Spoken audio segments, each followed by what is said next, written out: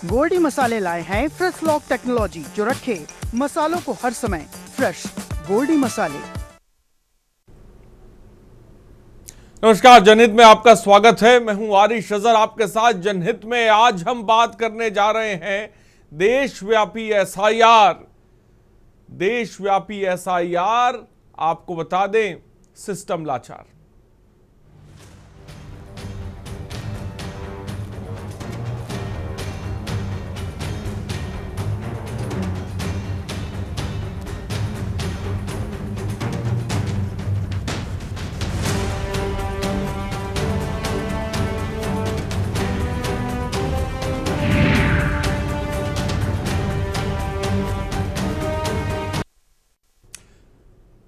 जी हाँ, विशेष गहन पुनरीक्षण प्रक्रिया यानी एसआईआर 4 नवंबर से प्रारंभ हो चुका है, लेकिन एसआईआर फॉर्म को भरने को लेकर लोगों में भ्रम के साथ अफरा तफरी मची है, क्योंकि लोगों को ये जानकारी देने में बीएलओ भी रुचि नहीं दिखा रहे हैं कि फॉर्म को उन्हें कैसे भरना है।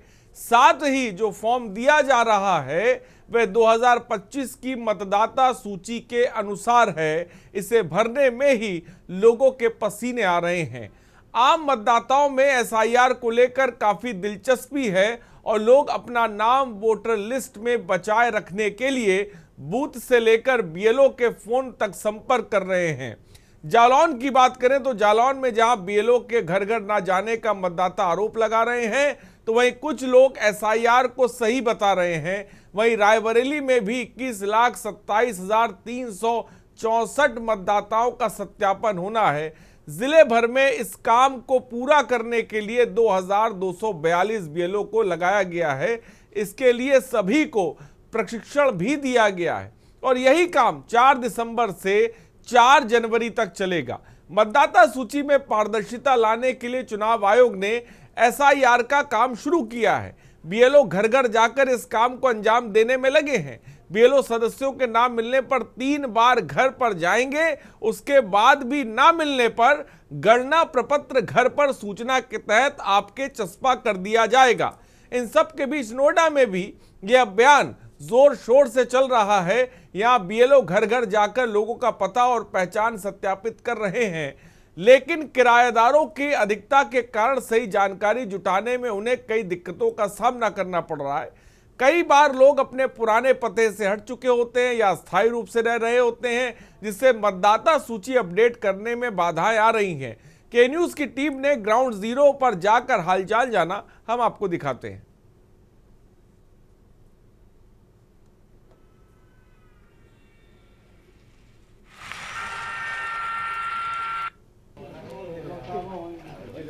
हमें जो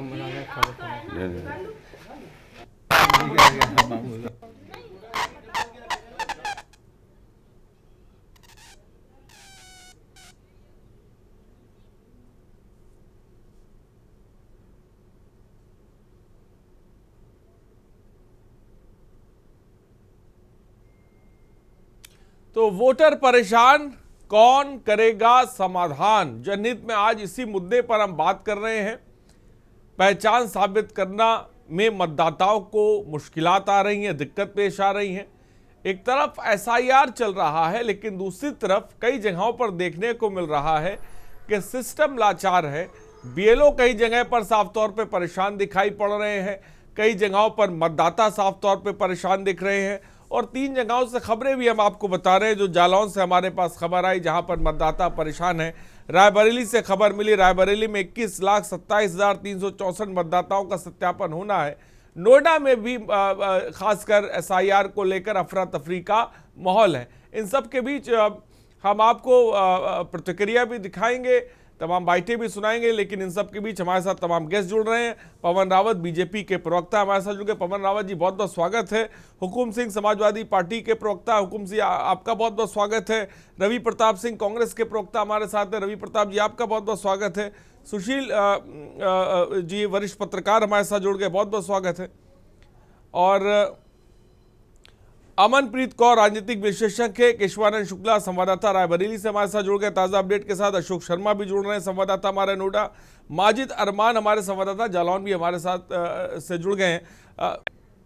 और ठीक है, शुरुआत करते हैं सबसे पहले सीधे हम अपने संवाददाताओं की तरफ रुख पड़ेंगे और समझने की कोशिश करेंगे कि एसआईआर को लेकर जमीनी स्तर पर किस तरह की दिक्कत आ रही है। माजिद अरमान, आप लोगों से मिले, एसआईआर के फॉर्म घर तक लोगों तक पहुंच रहे हैं, लेकिन किस तरह की ग्राउंड रिपोर्ट की बात करें जमीनी स्तर पर, किस तरह की दिक्कतों का सामना करना पड़ रहा है मतदाताओं को भी और बीएलओ को भी, बताएं। जी हाँ, बिल्कुल आरिश, आपको हम बता दें कि जिस दिन से बीएलओ शहर में घूमना शुरू हुए हैं तो कहीं ना कहीं पूरे जिले भर में जो है अफरा तफरी का माहौल बन गया है। एक तो दिमाग में लोगों को जिस तरीके से एसआईआर जो बना के भेजा गया है तो कहीं ना कहीं उनके दिमाग में ये रहा कि इसको बहुत इंपॉर्टेंट, बहुत जरूरी है एसआईआर, इसको फॉर्म भर का देना है। हालांकि जरूरी है और इसको लेके काम घोषणा भी कर दी गई है। और जिस तरीके से 18 लाख से ज्यादा वाला जिला, जहां पर तकरीबन 150 से ज्यादा बीएलओ जो कार्यरत हैं, उनको निर्देश दे दिए गए हैं कि डोर टू डोर जाके आपको जो है इसके फॉर्म भरना है, लोगों को समझाना है किस तरीके से फॉर्म भरा जाएगा, कैसे उसकी पुनरीक्षण होगा। तो इसको लेकर घोषणा हो गई है, बीएलओ चालू हो गए, 1 हफ्ते से ज्यादा का समय भी हो चुका है और बीएलओ डोर टू डोर जा रहे हैं। लेकिन सबसे बड़ी बात यह है कि जो फॉर्म बीएलओ जा रहे हैं वो फॉर्म दे के वापस अपने कैंप पे आ जाते हैं और उसके बाद उनको समझाया नहीं जाता। ये सबसे बड़ी समस्या है कि यहाँ पर पैदा हो रही है कि इस फॉर्म को भरा कैसे जाएगा। अगर वहां का रहने वाला व्यक्ति है वो तो फॉर्म को फुलफिल कर देता है, और जो बाहर की, जो किसी की बहू है, किसी की बेटी है जो बाहर है, या किसी के रिश्तेदार के यहाँ के जो रहते हैं किराए से, उनकी एक समस्या पैदा हो रही है। और जो बाहर की जो बहू है उसको कैसे फुल फॉर्म किया जाएगा, उसको समझना बड़ा मुश्किल है, क्योंकि हर आदमी, हर व्यक्ति शिक्षित नहीं है। क्योंकि ऐसे लोग हैं, तमाम ऐसे लोगों ने शिकायत की है कि मुझे फॉर्म भरना नहीं आता है और ना ही हमारे मोहल्ले में कोई फॉर्म भरता हो, अगर भर भी देता है तो बीएलओ उसको गलत साबित कर देते हैं। तो ये सबसे बड़ी समस्या यहाँ पर पैदा हो रही है। और दूसरी चीज ये आपको हम बता दें कि बीएलओ एक कैंप में जब बैठ जाते हैं 2 से 4 घंटे काम करते हैं, उसके बाद अपना सब सामान उठा के वापस अपने घर चले जाते हैं। मैं लोग आपके पास आऊंगा। दिव्येंद्र, एक दर्शक इस वक्त हमारे साथ जुड़ गए। दिव्येंद्र जी, अपनी बात को रखें, क्या कहना चाहेंगे? वो बहुत बहुत स्वागत है आपका। जी, मेरा नाम देवेंद्र कुमार धामा, में सामाजिक कार्यकर्ता बातों से। बीएलओ को जो एक तो दिक्कत ये है कि जो बीएलओ, जैसे हमारे गांव का बीएलओ है, हमारे वार्ड का, और वो 2003 से पहले की वोट का सत्यापन करना, वो लड़की है बाहर की और यहाँ से बहू बनी आ गई, वहां उनकी वोट नहीं, तो इसका सत्यापन किया ये होना चाहिए। वे जो बीएलओ उस गांव के भी, उस गांव के भी, उस जगह के, जिस जगह से सत्यापन होना, एक ट्रेनिंग ऐसी हो, अब वे सत्यापित करके उस परिवार से, उस घर से, या सरकारी उससे, वहां के लेखपाल से या सेक्रेटरी से, जो ग्राम पंचायत का सचिव होता है, वे उसे तुरंत दे दें, तो ये ऑनलाइन भी आराम से हो सकता है। इसमें अभी ये बीएलओ है यही नहीं समझ पा रहे हम क्या लिखवा के उधर से जाए, और ना उधर से जो जाते हैं उधर उन्हें भी मालूम नहीं हम क्या लिख के दें, जिससे बीएलओ की समस्या वो हो जाए। ठीक है दिव्येंद्र कुमार जी, ठीक है, बहुत बहुत शुक्रिया बात रखने के लिए। मैं माजिद आपके पास आऊंगा, तमाम गेस्टों आपके पास भी आऊंगा, लेकिन उस बीच जो लोगों की प्रतिक्रिया है एसआईआर को लेकर, और बीएलओ का क्या कुछ कहना है, डीएम का क्या कुछ कहना है, ये भी जरा एक बार देखिए।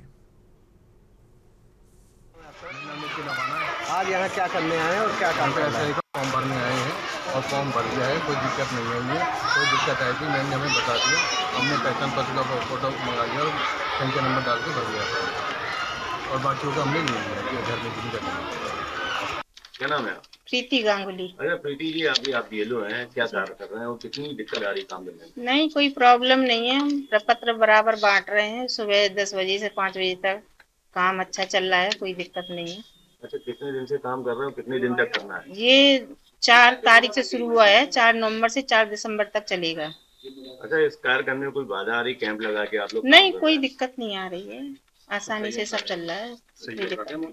अच्छा, बीएलओ आए हैं, कोई काम करने में दिक्कत हो रही है आप लोग? नहीं, कोई दिक्कत नहीं हो रही, काम अच्छी तरह से हो रहा है, सुचारू रूप से काम चल रहा, किसी को कोई परेशानी नहीं है, सबके काम हो रहा है, फार्म को बांट रहे हैं, सबको दे रहे हैं, सब अपने अपने फार्म ले जा रहे हैं, किसी के में कोई परेशानी नहीं। बीएलओ सही है, सही काम कर रहे हैं। अच्छा, क्या कितने मोहल्ले में लोग हैं और किस तरीके से काम हो रहा है, मतलब कोई ऐसा तो नहीं हो जिसको समझ में ना आ रहा? नहीं, ऐसा कोई नहीं है, हम लोग हेल्प के लिए खड़े हैं, कोई अगर आता है तो उसको हम बता रहे हैं, समझा रहे हैं, और उनकी मैडम की मदद कर रहे हैं, फार्म भरवाने भी रहे हैं, और नाम निकलवा रहे हैं लोगों के, किसी की कोई परेशानी होने नहीं दे रहे हैं।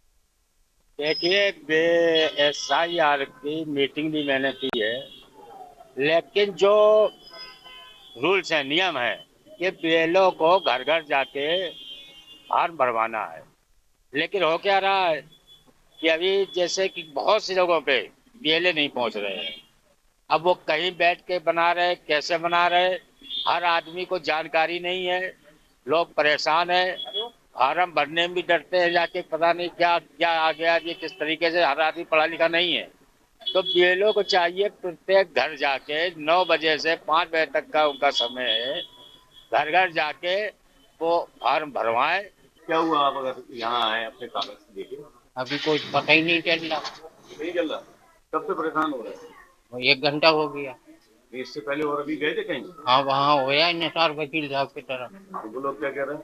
वो कह रहे इधर रहेंगे, बीएलओ उधर बैठा, स्कूल पे गणेश स्कूल से आए, बताया। मोहल्ला कौन सा है आपका? यही गणेशगंज। वार्ड पता है आपको कौन सा है? वार्ड नंबर यही है। मैं जब हाँ, क्या नाम है आपका? श्रीमती ज्ञानती देवी, भाव से कई गायों से हुई। मैं घर घर जाकर खर्चा बांट नंबर और कोई निकला नहीं, मैं रोज जाती हूँ भगा देते हैं। हमारे नहीं, हमारे तो बन गया है, कट जाएगा। आप मैडम को बताया इसमें भरना है, लेकिन हमें देखिए, जनपद में एसआईआर से संबंधित कार्रवाई जो है उसको संपादित किया जा रहा है। 28/10 से हमारी ये कार्रवाई शुरू हुई थी और 4 नवंबर 2025 से एन्यूमरेशन का कार्य, एन्यूमरेशन फॉर्म से संबंधित कार्य जनपद में चल रहा है। इसमें एन्यूमरेशन फॉर्म्स को प्रिंट करके बीएलओस के माध्यम से उसको दिया गया है और साथ ही साथ इसका संग्रहण का कार्य चल रहा है। ये जो एन्यूमरेशन का कार्य चल रहा है ये 4 नवंबर से 4 दिसंबर तक चलेगा। निर्वाचन आयोग द्वारा 21 वर्ष के बाद फिर से एफआईआर शुरू हुआ है, जिसको लेकर जनता में जिस तरीके से बौखलाहट शुरू हो गई है। किसी लोगों को पता नहीं किस तरीके से एफआईआर चलेगा। हालांकि इसको लेके आदेश दे दिए गए हैं। निर्वाचन आयोग ने जिस तरीके से आदेश दिए हैं उसको लेके 1 मंथ का समय दिया गया है और हालांकि 1 हफ्ता बीत चुका है और 1 हफ्ते के बाद जिस तरीके से कार्य किया जा रहा है तो कहीं ना कहीं कार्य में धीमी गति जरूर नजर आ रही है। इसको लेकर अगर हम बात की जाए जिला जालौन की, जहां पर जिस तरीके से कार्य चल रहा है तो कहीं ना कहीं लोगों में आक्रोश भी है और कहीं कहीं काम सही भी चल रहा है। हमारे पीछे आप देख सकते हैं किस तरीके से यहाँ पर काम जारी है और किस तरीके से यहाँ पे लंबी कतारें जो लगी हुई है अपनी अपनी बारी का इंतजार कर रहे हैं और किस तरीके से ये लोग जो है अपने अपने वोटरों को जो बीएलओ के पास घेरे हुए हैं। और सबसे बड़ी बात बता दें, जो नए वोटर हैं जिनको नया वोट बनवाना है उनमें सबसे ज्यादा परेशानी आ रही है। कुछ लोगों को कहना यह है कि जिस तरीके से हम लोग वोट बीएलओ को फार्म दिए हैं और फार्म देने के बाद जो शिक्षित नहीं है, पढ़े लिखे नहीं है, उनको ज्यादा परेशानी आ रही है। उनका कहना यह है कि हम लोग फॉर्म भरने में जो असमर्थ हैं उस तरीके से जिस तरीके से फॉर्म भरना चाहिए हम भर नहीं पा रहे हैं। अब देखना ये होगा कि इनको समझाने वाला कौन है, किस तरीके से फॉर्म भरा जाएगा। बीएलओ को चाहिए कि घर घर जाकर वो अपने इस कार्य को अंजाम दें। हालांकि कुछ ऐसे बीएलओ हैं जो सुबह 10 बजे आते हैं और दोपहर को 2 बजे छुट्टी कर वापस चले जाते हैं, क्योंकि उनका टारगेट ये है कि हमें 5 फॉर्म भरना है। 5 फॉर्म भरने के बाद दोबारा फॉर्म नहीं भरते हैं। लेकिन समय जिस तरीके से निश्चित किया गया है वो समय ये है कि सुबह 9 बजे से 5 बजे तक बीएलओ घर घर जाएं और घर घर जाके लोगों से कार्य को अंजाम दें, लोगों का फॉर्म भरें, लोगों को समझाएं। इस तरीके से कार्य होता नजर नहीं आ रहा है। अब देखना ये होगा आने वाले समय में किस तरीके से बीएलओ फार्म भरता है और कब जाके इन लोगों को ये तसल्ली होती है, आने वाला वक्त बताएगा। कैमरा पर्सन मनीष पांडे के साथ माजिद अरमान के न्यूज जालौन। तो आपने देखा कि कई जगह जो मतदाता हैं उन्हें साफ तौर पे दिक्कत हो रही है। मैं मानता हूं कई जगह बीएलओ पूरी ईमानदारी के साथ अच्छी तरह से काम कर रहे हैं, लेकिन कई जगहों से खबरें भी साफ तौर पर आ रही। और गिरीश शर्मा हमारे एक दर्शक हमारे साथ है। गिरीश जी अपनी बात को रखें जल्दी से। मैं कहना चाहता हूँ, हम कल बोलना चाहते थे चैनल पे, लेकिन कल ये प्रोग्राम आया नहीं, आज आया है। मैं प्रैक्टिकल बात बताता हूँ। 5 लोग हम हैं, 2 बेटी बेटा और बहू और मेरे पत्नी और मैं। वो बीएलओ बेचारा हमें 2 बार दौड़ के आया, 5 फार्म दे गया, ठीक है। और बीएलओ भारी मुसीबत में है, वो इस तरह से काम किया जा रहा है, इस तरह काम होता नहीं है। हमारी चुनाव आयोग के ज्ञानेश कुमार जी को सीधा मैं एड्रेस कर रहा हूँ, वो ये कारण को खुद पढ़े और इसमें जो ऊपर का कॉलम है 4-5 उसको रखें और नीचे जो बाएं और दाएं 2 हिस्से में कॉलम बनाए वो तुरंत हटाएं और केवल आधार कार्ड ले और आगे बढ़ जाएं। अगर ऐसा नहीं करेंगे तो काम हो नहीं पाएगा। और इसमें जो बीजेपी वाले ज्यादा सक्रिय हैं, लोगों के नाम कटवा रहे हैं और सारी से रच रहे हैं। हमने सारा डिटेल उनको दे दिया 2003 से। ठीक है, चलिए गिरीश जी बात आ गई। फिलहाल बहुत बहुत शुक्रिया आप और भी तमाम आवश्यक। नंबर फ्लैश हो रहे हैं, आप कॉल कर सकते हैं, अपनी बात को रख सकते हैं। तमाम गेस्ट भी हमारे साथ मौजूद हैं, हमारे संवाददाता भी तमाम जगहों से हमारे साथ हैं। और नोएडा रुक करते हैं, नोएडा से अशोक शर्मा हमारे साथ। तो नोएडा से अशोक, हम देख रहे हैं कि नोएडा में भी SIR को लेकर बड़ी अफरा तफरी देखने को मिल रही है, क्योंकि बहुत बड़ी तादाद में बाहर से लोग रहते हैं, किराए पे लोग रहते हैं और उनको बड़ी समस्याएं, बहुत दिक्कतें आ रही। मैं जानना चाहूंगा क्या दिक्कतें और क्या उसका समाधान निकल पा रहा है या नहीं निकल पा रहा है? आरिफ, बिल्कुल मैं आपको बता दूं, 4 नवंबर से लेकर 4 दिसंबर तक जो है SIR का जो है कैंप लगा करके और BLO द्वारा घर घर जा करके समझाया जा रहा है, फार्म भरा जा रहा है। लेकिन वहीं सबसे ज्यादा BLO की जो परेशानी समझ में आई, BLO के द्वारा बताया गया कि यहाँ किराएदारी ज्यादा है, जिसके वजह से जो लोग पहले यहाँ रह रहे थे उन्होंने अपना पहचान पत्र बनवाया था, उसके बाद अब वो यहाँ से चले गए, क्योंकि यहाँ पे लगभग 70% जनता जो है वो बाहर से आती है, जो काम के तलाश में आती है, यहाँ नौकरी करती है और यहाँ के जो लैंड ओनर है उनके मकानों में किराए पे रहती है, यहीं से अपना पहचान पत्र बनवाती है और यही वोट करने लगती है। लेकिन कुछ समय बाद या तो वो किराएदार या तो इस मकान को छोड़ के दूसरे मकान में कमरा ले लेता है, या कुछ लोग जो है बाहर से आए हुए हैं और बाहर चले जाते हैं, जिसको लेकर के जो BLO द्वारा बताया गया कि SIR के फार्म जो है भरवाने में और SIR सत्यापन करने में उनको अच्छी खासी दिक्कतें हो रही है, जिसको लेकर के BLO घर घर जा तो रही है, लेकिन उनका एड्रेस और उनका पता पाना बड़ा मुश्किल हो रहा है। ठीक है, बड़ी बात साफ तौर पे अशोक शर्मा जो कि नोएडा से हमारे रायबरेली से हमारे संवाददाता हमारे साथ हैं। केशवानंद शुक्ला, आपके पास क्या जानकारी, जल्दी से दें। बिल्कुल, देखिए SIR को लेकर के रायबरेली प्रेस क्लब के द्वारा जो है पूरी तैयारियां की गई हैं। BLO है वो घर घर पहुंचने का कार्य कर रहे हैं, लेकिन कहीं क्षेत्रों में जो ग्रामीण अंचल है वहां पे देखा जाए तो BLO के द्वारा जो है एक ही स्थान पे बैठे रहना होता है, जिसके बाद जो है वहीं पे ग्रामीणों को इकट्ठा किया जाता है। लेकिन अभी भी देखा जा रहा है जो ग्रामीण है वो अभी भी अपना फॉर्म नहीं भर पा रहे हैं। रायबरेली की अगर बात करें तो 21,27,364 मतदाताओं का जो है सत्यापन होना है, साथ ही साथ इनमें जो है 2242 BLO लगाए गए हैं, लेकिन 2242 BLO जरूर लगा गए हैं, वो जमीनी स्तर पे जरूर उतर सकते हैं SIR के फॉर्म भराने के लिए। लेकिन अभी जहाँ देखा जाए जागरूकता की जो ग्रामीणों में कमी है, जिसके चलते अभी भी फॉर्म भरने में काफी समस्याएं आ रही हैं, वही BLO को भी काफी समस्याएं हो रही, क्योंकि कई ऐसे जो फॉर्म है वो नहीं भर पा रहे हैं, तो उसको लेकर के भी 2 समस्याओं का सामना करना पड़ा है। तो कहीं ना कहीं रायबरेली में SIR को लेकर के प्रशासन अलर्ट मोड पे जरूर है, लेकिन क्योंकि इसमें जो है 1 महीने के अंदर कार्य को जो है करना है, तो कहीं ना कहीं जो है जो BLO है वो पहुंच रहा है, कैंप में लगा रहे हैं। लेकिन अभी अगर घर घर की बात की जाए तो ग्रामीण अंचलों में देखा जाए तो अभी घर घर BLO नहीं, ग्रामीण अंचलों में देखा जाए तो दिक्कत का सामना करना पड़ रहा। बने रहिए आप। पवन रावत हमारे साथ हैं, बीजेपी के प्रवक्ता। पवन रावत जी, तमाम पार्टी के हम देख रहे हैं कि जो नेता हैं, जनप्रतिनिधि हैं, वो भी लगे हुए हैं ताकि के जो मतदाता है उनका जो नाम है वो वोटर लिस्ट में रहे, वोटर रिवीजन लिस्ट में रहे। लेकिन वोटर रिवीजन लिस्ट को लेकर जिस तरह की समस्याएं सामने आ रही हैं, कई जगहों पर BLO को दिक्कत आ रही है, कई जगहों पर मतदाताओं को दिक्कत आ रही है। हमारे संवाददाता जैसे बता रहे हैं ग्रामीण अंचलों में बहुत ज़्यादा दिक्कत आ रही है, जिन्हें लिखना पढ़ना नहीं आता है। इस स्थिति की अगर बात की जाए तो इसको लेकर जब आप लोग जमीन पे जा रहे हैं, देख रहे हैं SIR को लेकर, क्योंकि तमाम पार्टी लगी हुई, आप किस तरह की समस्याएं देख रहे हैं पवन रावत जी, या देख रहे हैं या नहीं देख रहे हैं? आपने अपने इस जो जनहित जो कार्यक्रम है इसमें बहुत अच्छा मुद्दा उठाया है, और आपके माध्यम से जो लोग सेक्टर को देख रहे होंगे SIR को लेकर के दिक्कतें आ रही होंगी, या वो किसी प्रकार की जो भी उनके दिमाग में होंगी, को लेकर मैं निश्चित जानता हूँ कि इस डिबेट को खत्म होने के बाद में काफी से ये जो उलझने खत्म होंगी। देखिए, पहला मुद्दा ये है कि निश्चित तौर पर जब हम किसी भी रिवीजन करते हैं तो उसमें कुछ समस्याओं का हमें सामना करना पड़ता है, खास तौर पर वोटर क्योंकि लोग कहीं रहते हैं, वो चले जाते हैं, नए लोग आ जाते हैं, तो उसके लिए जरूरी होता है कि अभ्यास लगातार करते रहे। और रही बात हम लोगों की, हम लोग ग्राउंड में जाते हैं, थोड़ी बहुत दिक्कतें लोगों को इसलिए आती है क्योंकि ये जब फॉर्म हम भरने के लिए जाते हैं तो लोगों के मन में एक अजीब सी घबराहट होती है, उन्हें लगता है कि हमारा नाम ना कट जाए या हमसे कोई गलत एंट्री नहीं हो जाए। तो उसके लिए हम लोगों ने हेल्प डेस्क का निर्माण किया है, और हमने BLO के साथ में अपने भी एक BLO2 करके कार्यकर्ता लगाए हैं जो घर घर जा रहे हैं। क्योंकि जैसा भी मैं सुन रहा था, एक संवाददाता बता रहे थे कि बाहर से BLO लगाए गए हैं उनको स्थानीय क्षेत्रों के बारे में कम जानकारी होती है, बिल्कुल ठीक बात है। तो हमने ऐसे बीएलओ के साथ में अपने स्थानीय कार्यकर्ता लगाए हुए हैं जो कि उस क्षेत्र में जाकर के और फॉर्म को भरवा रहे हैं।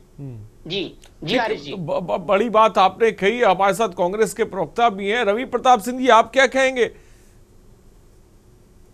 आरिश भाई देखिए, ये जो SIR है, आप कह रहे थे voter revision list is not marginal difference between voter revision list and SIR special intensive revision. और सबसे बड़ी बात है आरिश भाई कि सुप्रीम कोर्ट में ये मुकदमा चल रहा है SIR की संवैधानिकता के ऊपर।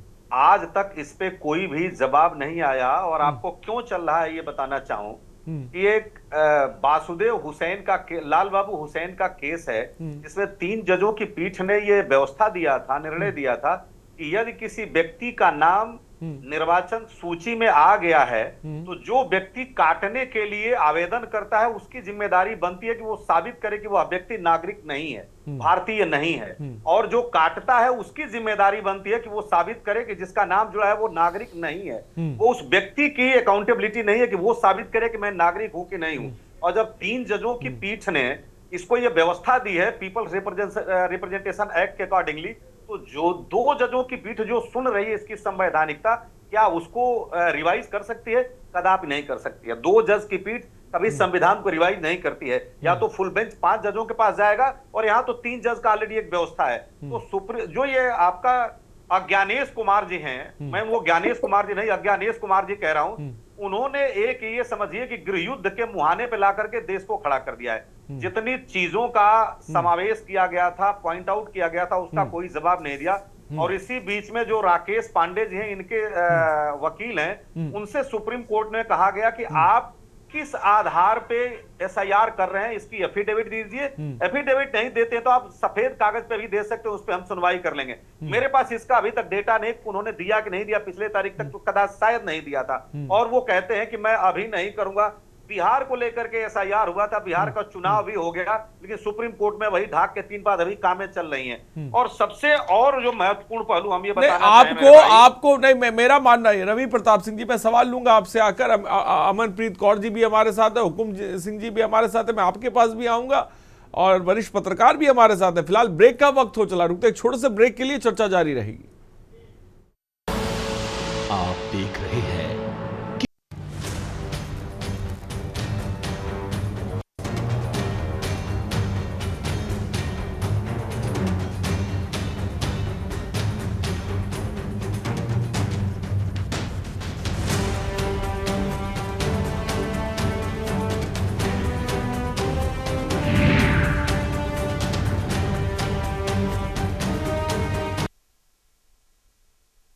स्वागत है। जी हाँ, SIR को लेकर हम बात कर रहे हैं, और उसमें हम तमाम तरह के ज़मीनी स्तर पर देख रहे हैं कि मतदाताओं को भी समस्या आ रही है, BLO को भी समस्या आ रही है। इन सब के बीच कहीं पर, जैसा हमने बिहार में देखा कि SIR सही तरीके से जिसे कह सकते हैं कि वो लागू किया गया, सफल चरण हमने उसके देखे। और तमाम गेस्ट भी हमारे साथ हैं, ज़मीनी स्तर पर समझने की कोशिश भी करेंगे। हुकुम सिंह जी, समाजवादी पार्टी के प्रवक्ता, हुकुम सिंह जी, आप क्या कहेंगे ज़मीनी स्तर पर SIR को लेकर? समाजवादी पार्टी क्या देख रही है, जरा आप भी बताएं। हेलो, हाँ, बोलिए हुकुम सिंह जी। आवाज आ रही है हमारी? हाँ, आपकी आवाज आ रही है, बोले। नमस्कार भाई साहब। जी नमस्कार, बोलिए। धन्यवाद। आपके चैनल के माध्यम से आज पूरा देश SIR के नाम से डरा हुआ है। अभी बिहार का चुनाव देखा, वहां बहुत कम समय मिला पार्टियों को, आप समझ रहे ना। लेकिन ये इलेक्शन आयोग में जो अफरा तफरी मचाई है पूरे देश में, आज हर आदमी, हर नागरिक भारत का डरा हुआ है। देखिए, अगर कानूनन जैसे अभी बिहार में चुनाव हुआ तो उसमें समय ही नहीं मिल पाया, SIR का इतना कम समय मिला, जिसकी वजह से कम से कम वहां पे 80 लाख वोट माइनस हो गया। अरे भाई, अभी आप मेरी बात सुन लीजिएगा। अगर जितनी भी पार्टियां हैं वर्तमान में, जो विपक्ष दल है, अगर वो सक्रिय नहीं हुए तो हमारे ख्याल से अनुमानित उत्तर प्रदेश में 1 करोड़ वोट काट दिया जाएगा। हमें सजग रहना पड़ेगा, सारी पार्टियों को सजग रहना पड़ेगा। जैसे अभी हमारे भाजपा के भाई साहब बोल रहे थे कि हमने बेलों के साथ अपना एक बेलो लगा रखा है, लेकिन और पार्टियों के लोग इतने सजग नहीं है, क्योंकि उन्हें पता है कि हमें क्या करना है, किसका वोट कम करना है, किससे वोट हमें नहीं मिलता है, उनके पास पूरा डाटा है। ठीक है हुकुम सिंह जी, मैं आपके पास आऊंगा। अमनप्रीत कौर जी, आप किस तरह से देखती हैं SIR एक तरफ प्रणाली जिसके बारे में बात की जा रही है कि भाई जो मतदाता है, जो फर्जी मतदाता, उनको हटाया जाएगा, जो वोटर लिस्ट है उसको एक तरह से शुद्धिकरण जो है उसका वो किया जाएगा। और आपने एक बात सुनी, अगर हमारा चैलेंज करिए ना, कोई वोटर अगर फर्जी है तो उसको बेलो हटा दे तो उसे मौका मिलेगा ये बताने का कि मैं वहां का वोटर हूं। मैं हुकुम सिंह जी आपके पास आऊंगा। हुकुम सिंह जी मैं आपके पास आऊंगा। मैं जल्दी से चाहूंगा पहली प्रतिक्रिया आ जाए सबकी, फिर क्या कहेंगी आप अमनप्रीत कौर जी? SIR एक जो विशेष गहन परीक्षण प्रक्रिया वो क्या जमीनी स्तर पर सही तरीके से चल रही है, या आपको लग रहा है कि इसमें बहुत तरह की दिक्कत जमीनी स्तर पर आ रही है, मतदाताओं को भी और BLO को भी? क्या लगता है? देखिए, नवंबर में ही ये अनाउंसमेंट करी गई है कि SIR करवाई जाएगी और उसके बाद बिहार में कराई गई है। उसके बाद पहली बार विधानसभा बिहार के इलेक्शन हुए हैं और उसका रिजल्ट आपके सामने है। जो वोट कटे थे, कम से कम 45-50 लाख वोट कटे थे, और जब उन ज्ञानेश कुमार जी ने अनाउंसमेंट करी है कि इतने वोटर्स हैं और जो वहां पे वोट देंगे, और जब रिजल्ट आया है तब उन्होंने बोला कि इतने लोगों ने वोट दिया, तो वो जो गैप है, वो जो डिफरेंस है दोनों डिजिट के बीच में, वो बहुत लोगों को शंका में डालता है कि SIR का क्या रिजल्ट निकला है, और उनको लगता है कि SIR एक धांधली है। वैसे तो देखिए, वोटर लिस्ट को अपडेट करना बहुत जरूरी है। अगर हम चाहते हैं कि एरर फ्री और अच्छे से चुनाव कराए जाए, मतदाता सूची में कोई दिक्कत ना हो, एक्यूरेट रिजल्ट आए, तो उसी हिसाब से हमें अपडेट करना चाहिए और मतदाता सूचियों को थोड़े थोड़े टाइम बाद उसको अपडेट कर देना चाहिए। जब 23-24 साल पहले 2003-4 में हमारी जो जनगणना है वो हुई है, तो उसके बाद अब जाके 2025 में ये SIR कराने की बात हुई है और SIR करा पाए हैं। इसके पहले 2-4 बार अनाउंसमेंट हुई है, पर किसी न किसी कारणवश वो नहीं करा पाए। तो मुझे लगता है 23-24 साल का डिफरेंस जो होता है वो बहुत होता है, क्योंकि उस टाइम जो सारे डाटा वगैरह थे वो मैनुअली लिए जाते थे, मैनुअली रिकॉर्ड करे जाते थे, पर आज डिजिटल जमाना है, डिजिटल तरीके से सेव करे जाते हैं डाटा और डिजिटल तरीके से ही सारी चीजें बनाई जाती हैं, सब चीजें ऑनलाइन आपको प्रोवाइड करी जाती हैं। इसलिए अगर BLO जाते हैं, उनको कोई परेशानी आती है फॉर्म फिल करवाने में या जो मतदाता है उनकी सूची चेक करने में, तो उनके पास उसी टाइम ऐप बने हुए हैं जिस हिसाब से वो ऑनलाइन चेक कर सकते हैं किसी भी मतदाता की अगर वोटर सूची में नाम है। लेकिन ग्रामीण अंचलों में बहुत ज्यादा दिक्कत आ रही है। अमनप्रीत जी मैं आपके पास आऊंगा, वरिष्ठ पत्रकार भी हमारे साथ है सुशील वकील जी। सुशील जी आप किस तरह से देखते हैं? देखिए, पहले ये समझ नहीं आ रहा, बिहार में भी 1 महीने में पूरी कर दी गई, 6 करोड़ लोगों को इनोमिनेशन फॉर्म वगैरह जो है हर घर में पहुंचाए गए। उसके बाद पता चला कि इसमें से जो 62-63 लाख लोग हैं जिनका वो ये कट गया है। हालांकि फिर उसके बाद भी उनको टाइम बढ़ाया गया, मतलब सुप्रीम कोर्ट ऑफ इंडिया ने उनको बता दिया कि इसमें जो अपने आधार कार्ड वगैरह लिंक बताया उसको जोड़ दिया जाए, उनको और भी समय दिया जाए करने के लिए। ये जैसे कांग्रेस के जो आज हमारे यहाँ पर स्पोक्सपर्सन है, वो साहब कह रहे हैं कि सुप्रीम कोर्ट ने वकील को बोला सरकार के इलेक्शन कमीशन के कि आप हमें बता दो कि आप किस बात पे करा रहे हैं SIR। इनको मैं बता दूं, ऑनरेबल सुप्रीम कोर्ट ने उसके बाद में जो जजमेंट दिया उसमें उन्होंने क्लियरली कह दिया कि जो SIR ठीक है, खाली इसमें कुछ खामियां जैसे इन्होंने आधार कार्ड वगैरह हटाया था वो आधार कार्ड भी मारा जाए, और वो SIR का जो बाद में सुप्रीम कोर्ट ने कहा इसमें हमें कोई हल नहीं, ठीक चीजें कर ले दो।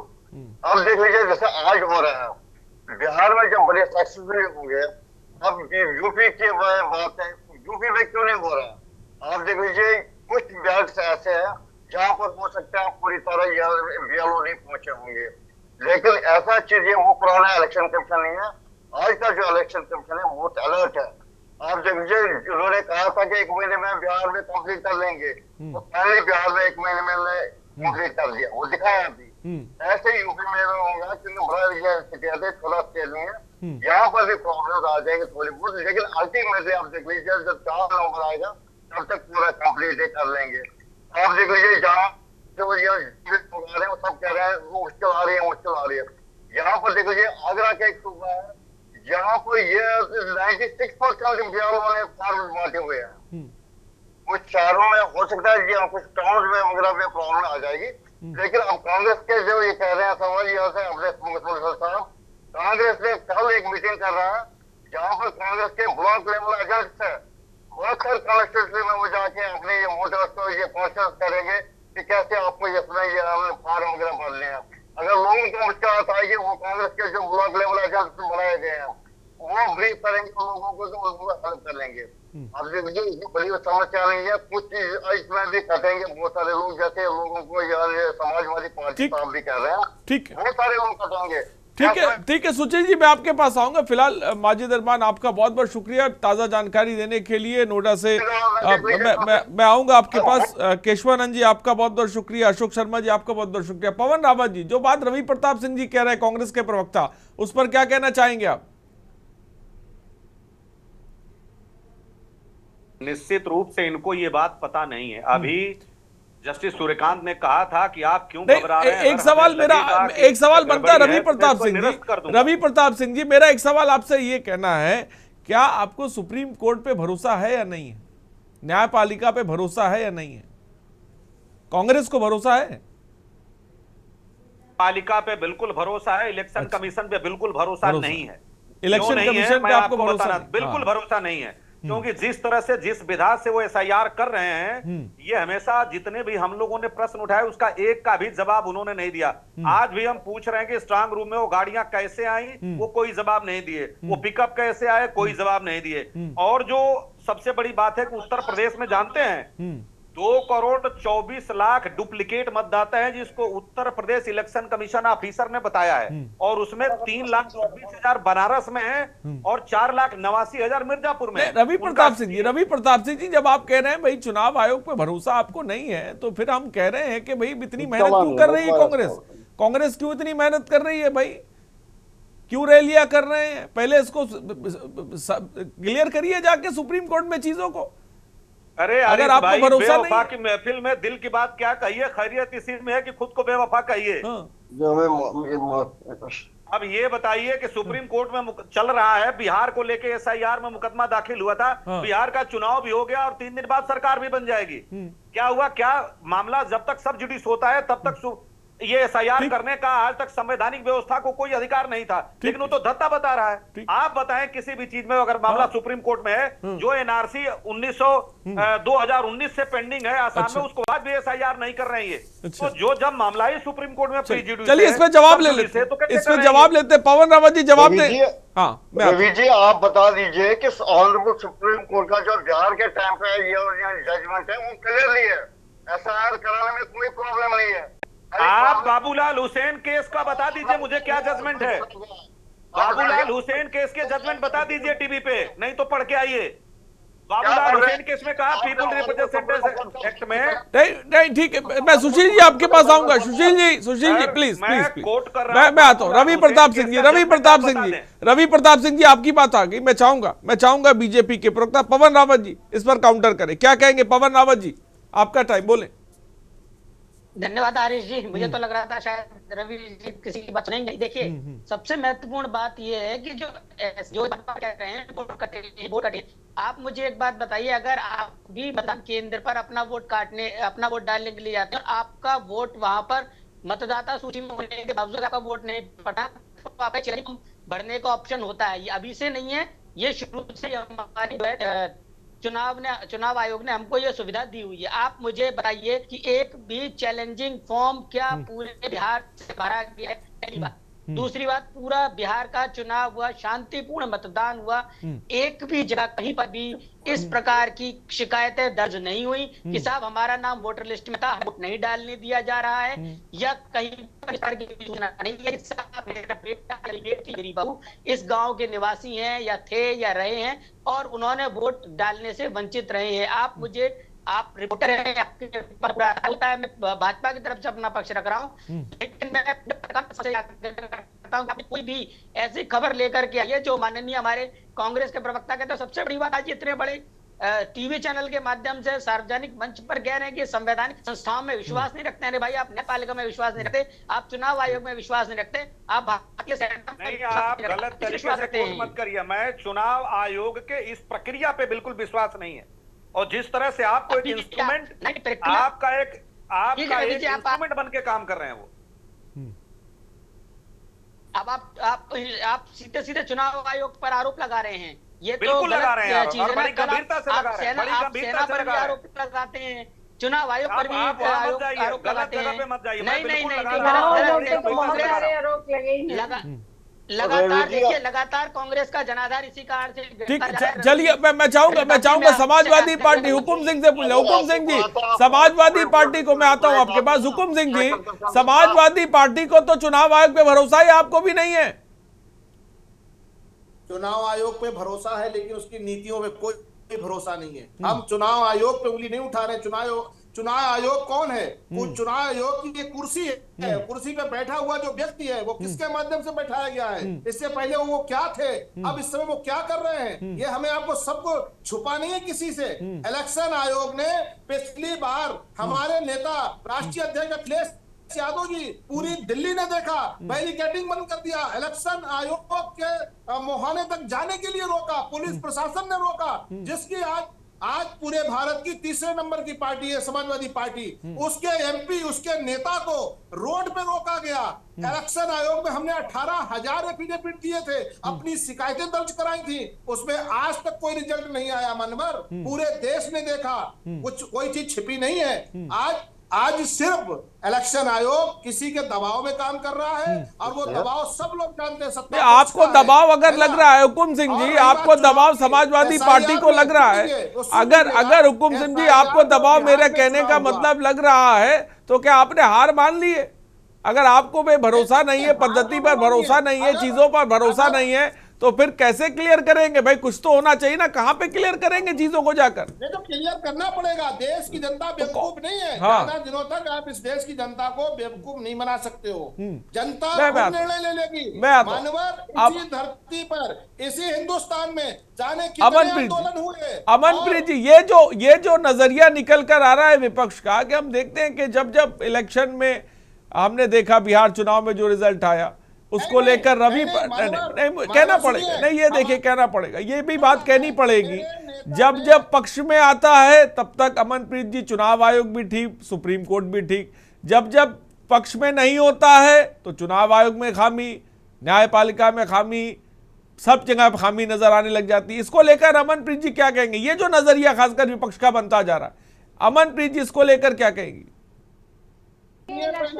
मैं ठीक है, हुकुम सिंह जी मेरी आपकी बात आ गई, मैं समझ गया क्या कहना चाहता हूं, समझ गए, मैं समझ गया आपकी बात हुकुम सिंह जी, मैं समझ गया। मैं समझ गया। नेता ने ये कहा था, अगर हम 80 की 80 सीटें जीत गए, अरे फिर भी हम ईवीएम पे भरोसा नहीं, मैं समझ गया। अरे भाई मैं समझ गया, आपके पास आऊंगा भाई, समाज में थोड़ा धैर्य रख लीजिए।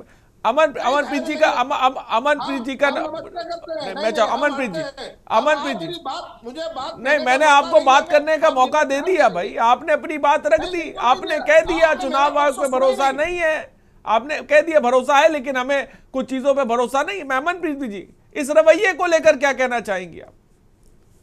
ठीक है, हुकुम सारी की सारी सीटें जीत जाते, तब भी हमें भी पे भरोसा ना कल था ना आज है मुझे। चलिए ठीक है, वो तो उन्होंने अमनप्रीत जी थोड़ा तेज बोले, जल्दी बोले। देखिए, इलेक्शन कमीशन के ऊपर तो भरोसा बहुत लोगों को नहीं है। आप ज्ञानेश कुमार की बात करें, उनपे उंगली उठ रही है। आप उनकी जो इलेक्शन कमीशन की ड्यूटीज होती हैं उन पे उंगली उठ रही है।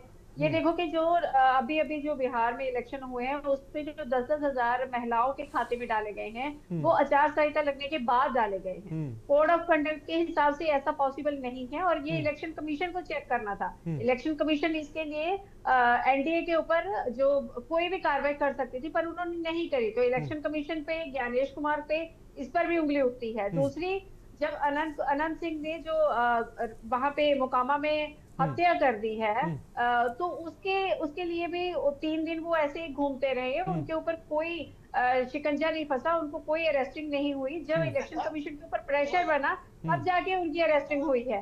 तो उनको इलेक्शन लड़ने का भी कोई हक नहीं होना चाहिए था जब उन्होंने मर्डर कर दिया। इस बात पे भी इलेक्शन कमीशन चुप था। तो एक बात नहीं है, बहुत सारी चीजें जिनके ऊपर इलेक्शन कमीशन के ऊपर उंगली उठ रही है। और ये जो जल्दी में SIR कराने की बात हुई है, अभी नवंबर में अनाउंसमेंट हुई है, अभी ही रिसेंटली बिहार में इलेक्शन थे, तो उसका रिजल्ट अच्छा से सक्सेसफुल, उसमें SIR का कोई रिजल्ट नहीं निकला, कोई अच्छा नहीं है कि उसका प्रभाव बहुत अच्छा पड़ा इलेक्शन के ऊपर। उसके बावजूद अभी आने वाली 12-13 स्टेट में अनाउंसमेंट कर दी गई है कि SIR करा दी जाएगी। तो SIR का मेन मुद्दा तो यही, जो रिजल्ट बिहार के इलेक्शन से निकल के आया है उस हिसाब से तो यही है कि SIR से बहुत सारे वोट कट जाते हैं और वो प्रॉपरली नहीं कटते हैं। एक एड्रेस पे 400-500 वोट, एक ही घर, एक छोटे कमरे के एड्रेस पे भी लोगों के वोटर का ID जो है वो बने पाए गए। ठीक है, मैं आता हूं। पवन रावत जी, जो डुप्लीकेसी को बचाने के लिए SIR करा जाता है कि डुप्लीकेट मतदाताओं के वोट ना बने, तो वो तो उस पे तो कोई रोक लगी ही नहीं, वो तो हुआ ही नहीं है। ठीक है, पवन रावत जी क्या कहेंगे? जिस तरह से विपक्ष चुनाव आयोग को लेकर बात कह रहा है और आरोप लगा रहा है, उसको लेकर मैं चाहूंगा आप क्या कहेंगे? पवन रावत जी बोले। 30 सेकंड चाहिए फाइनल क्लोज के लिए। हाँ, मैं दूंगा आपको। पवन रावत जी का स्टेटमेंट आ जाए फिर मैं आपको देता हूं। पवन रावत जी बोले। देखिए, मैं सिर्फ 3 चीजें कहना चाहूंगा। अभी मैं अमन जी को बहुत गौर से सुन रहा था। मुझे नहीं पता वो किस व्हाट्सएप यूनिवर्सिटी से सारा करके ला रही है कि खाते में चुनाव संहिता के दौरान 10,000 रुपए खड़े। सबसे पहली बात, मैं बहुत अच्छी तरीके से मंच के माध्यम से क्लियर कर देना चाहता हूं कि 10,000 रुपए प्रत्येक महिला के खाते में नहीं गए थे। ये आप स्पष्ट रूप से आप अपना डेटा निकालिए, मैं फिर दोबारा क्लियर कर रहा हूं। वे महिलाएं जो जीविका दीदी के अंतर्गत स्वयं सहायता समूह चलाती हैं, उनके खाते में पैसे जाते हैं, वो एक रेगुलर प्रोसेसिंग व्यवस्था है। पहली बात। दूसरी बात ये थी कि जो उनको दिया गया था 2 लाख रुपए के लिए, वो भी उनको उसके अंतर्गत दिया गया। तो सबसे पहले तो ये आप लोग नैरेटिव खत्म कीजिए कि 10,000 रुपए खाते में डाले गए। आप जैसे इतने समझदार लोग अगर बड़े मंच तो यही टाइम मिला था इलेक्शन जब वो रेगुलर जा रहा था अमन जी, वो पहली बार नहीं जा रहा था। दूसरी बात, 50 से 60 लाख वोट जो आप बार कह रहे हैं, उन वोटों को लेकर के मैं फिर कह रहा हूं कि अभी तक कोई भी हमारे पास में ऑब्जेक्शन नहीं आया है। तीसरी बात, ज्ञानेश कुमार जी कोई सड़क के व्यक्ति नहीं थे जिनको उठा करके कि जो आज उन्होंने अध्यक्ष बना दिया गया है चुनाव आयोग का। ज्ञानेश कुमार जी पिछले 20 साल से और एक सवाल मेरा काम कर रहे थे। आप उनका एक सवाल मेरा ये है पवन गुप्ता, एक सवाल मेरा यहाँ पर ये क्या मैं आता हूँ आपके पास। पवन जी मैं आपके पास आता हूँ। ठीक है पवन जी ठीक है, रुक जाइए, मैं आता हूँ आपके। रवि प्रताप जी कुछ कह रहे हैं। रवि प्रताप जी बोले।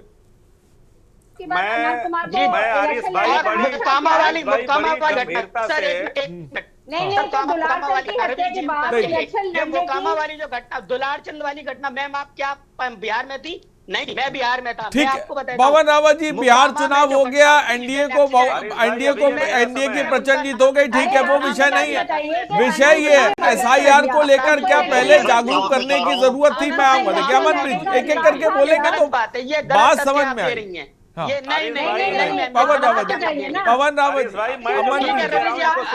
पवन रावत जी अमनप्रीत कौर जी एक मिनट प्लीज रुक जाए, मैं आऊंगा आपसे कमेंट ले। रवि प्रताप सिंह जी बोले, आपका टाइम बोलिए जल्दी से। मैं आरिस भाई ये कह रहा हूं कि अभी इनके ही भाजपा के प्रवक्ता कह रहे थे कि लोग डर रहे हैं। आखिर ये डर का माहौल कहां से क्रिएट हुआ है? ये तो चुनाव आयोग की क्रियाकलापों से डर का माहौल है जो उसका वो सत्यापन कर रहे हैं। दूसरा मैं कह रहा हूं कि जब 10,000 रुपया आप दे रहे थे जीविका दीदियों को, तो आपने 7 तारीख तक है जब पहले चरण का मतदान हो गया, और 8 ही स्टेटों में जिसमें तमिलनाडु का टीवी बंद कर दिया, राजस्थान में मोबाइल बंद कर दिया, और आपने उड़ीसा में जो 10,000 रुपया किसानों को दे रहे थे वो बंद कर दिया। 2-2 साल से चलता हुआ कि ये डायरेक्टली प्रभाव करेगा, और यहाँ पे उन जीविका दीदियों को दिया, और उन्हीं जीविका दीदियों को आपने बूथ रवि प्रताप जी मेरा कहना है SIR की कमी हो गई नहीं, और तीसरी बात याद रखिए, मेरी बात सुनिए रवि प्रताप, मैं सीधा जवाब आपसे चाहता हूँ। SIR को लेकर कांग्रेस क्या सहमत है या नहीं है? हाँ या ना में जवाब दीजिए। सहमत है, इसकी पद्धतियों से असहमत हैं। जिस तरह से ये गोल मोल करने का काम कर रहा है उससे हम असहमत हैं। और याद रखिए, जब भी रिपब्लिक खतरे में होता है तो उसकी रक्षा हमेशा पब्लिक, इतिहास गवाह है इसका। ठीक है सुनील जी, सुशील जी क्या कहेंगे आप? सुशील जी बोले। हाँ सुशील जी, मेरी आवाज आप तक पहुंच रही है? जितने भी विपक्ष की पार्टियां आज इलेक्शन कमीशन पर उंगली उठा रहे हैं। इलेक्शन कमीशन पहली बार नहीं बना, पहले भी था यहाँ, 4, 5, 6 साल पहले भी था। आप देखिए जिस स्टेट में अपोजिशन पार्टी जीत गई, चाहे कर्नाटक लीजिए, तमिलनाडु लीजिए, हिमाचल लीजिए, या बाकी स्टेट लीजिए, या पंजाब में देख लीजिए, या पार्टी आ गई। उस टाइम के लिए कोई उंगली उठाई गई इलेक्शन कमीशन पे? पार्टी क्यों उठा रहे हैं? जहाँ जहाँ पर ये पार्टियां आ रही वहां पर क्या इलेक्शन कमीशन पे? अरे 14,000 रुपया वोट बैंक से 12,000 बांट दिया और जवाब देने पासवान आ रहे हैं। क्या बिहार सरकार में पासवान है? उसके बाद क्या चीज है? चाहिए बिहार की सरकार को किए जा रहे हैं। 30,000 करोड़ का पैकेज दिया गया है इलेक्शन के दौरान। एक सवाल मैं हुकुम सिंह से भी लेना चाहूंगा। हुकुम सिंह जी, समाजवादी पार्टी से मेरा सवाल ये है कि भाई, जैसा कि मैंने रवि प्रताप जी से पूछा, हुकुम सिंह जी, आपको SIR प्रणाली पर भरोसा है या नहीं है? सीधा सवाल मेरा। समाजवादी SIR हम भी चाहते हैं। हाँ। SIR हम भी चाहते हैं। कौन सा SIR आप चाहते हैं? हाँ। देश में तो बहुतायी लोगों के वोट कई जगह बने हुए हैं, उसे एक जगह होना चाहिए। हम इससे सहमत हैं, लेकिन उनकी नीतियों से सहमत नहीं थे। लेकिन हम आपको बताएं, जो बिहार में हुआ समय कम मिल पाया था, वो उत्तर प्रदेश में नहीं होगा। उत्तर प्रदेश का समाजवादी पार्टी का कार्यकर्ता जागरूक है। आज वो गांव-गांव खड़ा हुआ है, BLO से सवाल कर रहा है और जाके अपनी शिकायत भी दर्ज कराएगा। अभी भाई साहब कह रहे थे कि बिहार से किसी ने शिकायत नहीं दर्ज कराई थी। अभी कह रहे थे पवन कुमार जी, हम उनसे बता देना चाहते हैं, पवन जी, अगर शिकायत दर्ज करने का मौका होता तो हजारों शिकायतें दर्ज होती। तो बता रहा हूं, उत्तर प्रदेश में SIR होने दो। आपको हजारों की तादाद में हमारा नेता राष्ट्रीय अध्यक्ष माननीय अखिलेश यादव जी आपके इलेक्शन आयोग चुनाव आयोग को वो सारे पेपर प्रपत्र हम उनको मुहैया कराएंगे। इलेक्शन आयोग को हम समय से मुहैया कराएंगे। जो भी यहाँ गड़बड़ी होगी उस पर समाजवादी पार्टी बिल्कुल सजग है और प्रत्येक जिले में अपनी नजर से SIR करवाने में सक्षम है। ठीक है पवन रावत जी, मैं आपसे चाहूंगा, आप ये मान रहे हैं भाई SIR को ऐसा नहीं लगता कि पहले लोगों को जागरूक करने की जरूरत थी, पहले अभियान चलाने की जरूरत थी, पहले भरोसे में लेने की जरूरत थी, तब ये प्रणाली अगर लागू होती तो तब अगर ये लागू होता तो ज्यादा बेहतर रहता? पवन रावत जी क्या कहेंगे इस पे? देखिए आरिश जी, बिल्कुल मैं आपकी बात से सहमत हूं। इसके लिए अभी मैं हुकुम जी का स्वागत करता हूं। मैं उनसे कहता हूं कि आप अपने कार्यकर्ताओं को बूथ पर लगाइए, जो लोगों के फॉर्म भरने, आप भी कार्यकर्ताओं को उनके साथ लेकर के जाइए। ये कोई किसी पार्टी का या उसका कार्यक्रम नहीं है, ये तो चुनाव आयोग का कार्यक्रम है और गणतंत्र का कार्यक्रम है। इसमें तो जो वोटर बनेगा वो भाई साहब आपका भी वोटर होगा, मेरा भी वोटर होगा। तो चुनाव में बनवाना केवल एक व्यक्ति का कर्तव्य नहीं है। अगर किसी को अगर आपको दिख रहा है कि उसको दिक्कत आ रही है, तो बजाय आलोचना करने के आप जाइए BLO के साथ में और उसको फॉर्म भरवाइए। बहुत अच्छी बात है, बहुत अच्छी आपने बात कही कि किसी को दिक्कत है तो वो शिकायत दर्ज कराए। लेकिन हाँ, फिलहाल बहुत बहुत शुक्रिया पवन रावत जी, हुकुम सिंह जी आपका बहुत बहुत शुक्रिया, रवि प्रताप जी बहुत बहुत शुक्रिया, अमनप्रीत कौर जी बहुत बहुत शुक्रिया और सुशील वकील जी आपका भी बहुत बहुत, आप सबों का बहुत बहुत शुक्रिया जुड़ने के लिए और हिस्सा बनने के लिए जनहित का। तो हमने देखा कि कई जगहों पर दिक्कत भी पेश आ रही है, वोटरों के नाम भी साफ तौर पर कट रहे हैं, BLO भी परेशान है और मतदाता भी कहीं ना कहीं परेशान दिखाई पड़ रहे हैं। ग्रामीण आंचलों की बात करें तो मतदाता बड़े पैमाने पर परेशान है।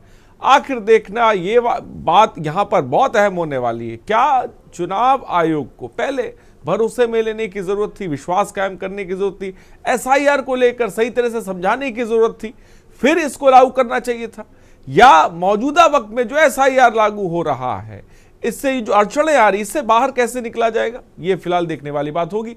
फिलहाल जनहित में इतना ही, बने रहिए हमारे साथ। नमस्कार।